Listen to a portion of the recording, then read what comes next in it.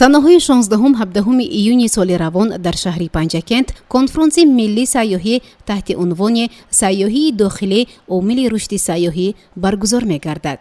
ба ин муносибат ташрифи як гурӯҳ меҳмонон аз пойтахти кишвар шаҳри Душанбе ва вилояти Суғд дар назар аст. барои ин бояд масъулон тадбирҳои мушаххас андешанд, гуфт муовини аввали раиси шаҳри Панчакент Муҳаммад Содир Сафарзода зимни баргузории ҷаласаи навбатӣ бо роҳбарони ширкатҳои сайёҳии шаҳри Панчакент.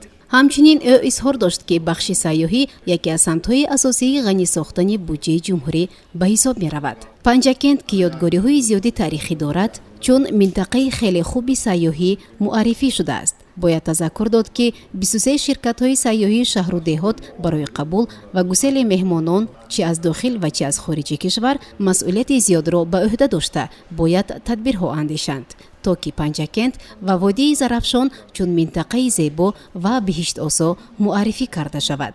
дар интиҳои ҷаласа муовини аввали раиси шаҳр Муҳаммад Содир Сафарзода мудири нави бахши рушди сайёҳӣ назди мақомоти иҷроияи ҳокимияти давлатии шаҳр Мадина Бобоеваро муаррифӣ намуда изҳори боварӣ ва умед кард, ки соҳаи сайёҳӣ дар диёрамон бемайлон рушд хоҳад кард.